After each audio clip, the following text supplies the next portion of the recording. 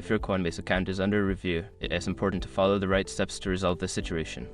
Here is a straightforward guide to help you navigate the account review process.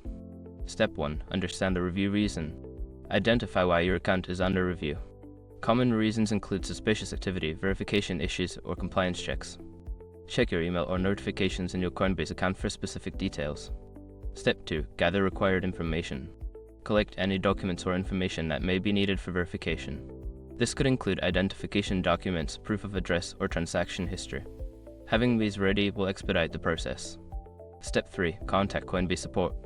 Reach out to Coinbase support through their help center or support page. Provide them with your account details and any information related to the review.